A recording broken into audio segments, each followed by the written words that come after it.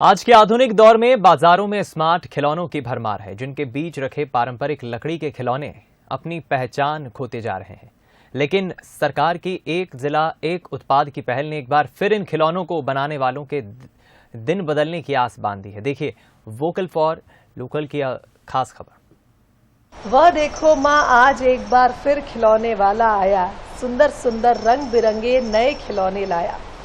दोस्तों, इन खिलौनों को देखकर मुझे अपनी बचपन की यादें ताज़ा हो गई हैं। लकड़ी के खिलौने मुझे लगता है भारतीय बच्चों ने एक ना एक बार तो ज़रूर खेले होंगे। इन लकड़ी के खिलौनों की खासियत ये होती है कि इनमें जिन रंगों का इस्तेमाल होता है वो रंग आपको अपनी ओर आकर्षित करते हैं। बचपन से खेले गए इन खिलौनों की यादें हम सभी के दिलों में ताज़ा रहती हैं। लेकिन आजकल आधुनिक जिस तरह से समय बढ़ रहा है, इस आधुनिकता के दौर में हम सभी इन खिलौनों को भूल चुके हैं। ये खिलौने रंग बिरंगे खिलौने, जिन्हें ऐसी लकड़ी से बनाया जाता है जिससे बच्चों को किसी भी प्रकार का कोई नुकसान ना हो, आज तलाश रहे हैं उस प्लेटफॉर्म को, उस मंच को, जिसमें एक बार फिर इन्हें एक नई पहचान मिले। लेकिन अब लगता है कि इन खिलौनों की वापसी होने वाली है, एक बार फिर इनका दौर आने वाला है। सीहोर जिला मुख्यालय से 90 किलोमीटर दूर नर्मदा किनारे बसा बुदनी रंग बिरंगे लकड़ी के खिलौने के लिए जाना जाता है। यहाँ तरह तरह के खिलौने और सजावटी सामान लकड़ी और देसी रंगों से तैयार किए जाते हैं। पिछले कुछ समय से बाजार में नए नए तरह के खिलौने आने के कारण इनकी डिमांड में कमी आई थी और इसी कारण कारीगरों को काफी परेशानियों का सामना भी करना पड़ा। कई लोग इस काम को छोड़ने भी लगे थे। लेकिन अब शिवराज सरकार ने एक जिला एक उत्पाद योजना के तहत इनका चयन किया है और उम्मीद जागी है कि एक बार फिर इस व्यवसाय को नया आयाम मिलेगा। तो घर के नन्हे मुन्ने बच्चे जब खिलौने खेलना शुरू करते हैं तो उनकी आदत होती है कि वे खिलौनों को मुंह में जरूर डालते हैं। और इन खिलौनों की यही खासियत है कि अगर छोटे बच्चे इन्हें खेलते वक्त मुंह में भी डालते हैं तो इनमें ऐसे औषधीय गुण होते हैं जो बच्चों के लिए नुकसानदायक नहीं होते। ये लकड़ी से बने खिलौने दूधी लकड़ी से बनते हैं, जिसकी यही खासियत है कि एक तो ये इको फ्रेंडली भी होती है और दूसरी चीज ये कि बच्चे अगर खेलते वक्त इन्हें मुंह में भी डाल लें तो भी उनके लिए नुकसानदायक नहीं होते।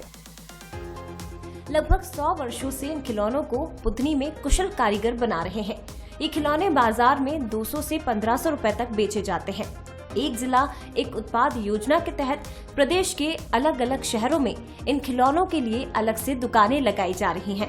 इनमें लट्टू, झुनझुना, म्यूजिकल बॉक्स, गुलेल और तीर कमान भी बनाए जाते हैं। इन खिलौनों में बच्चों की पहली गाड़ी, हाथ गाड़ी सबसे मशहूर है। तो इन गाड़ियों को देखकर बच्चों की यादें ताज़ा हो गई।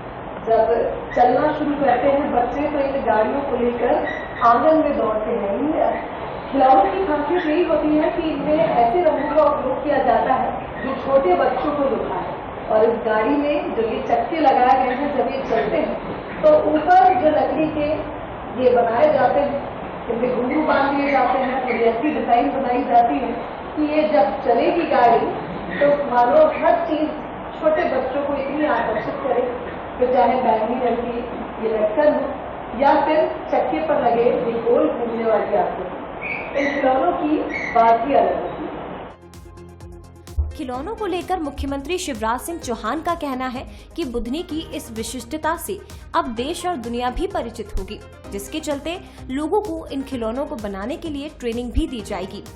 प्रदेश में बन रहे खिलौना क्लस्टर के शुरू होने के बाद चीन का वर्चस्व समाप्त हो जाएगा और चीन में निर्मित खिलौनों से बेहतर सामान अब मध्य प्रदेश में बनेगा।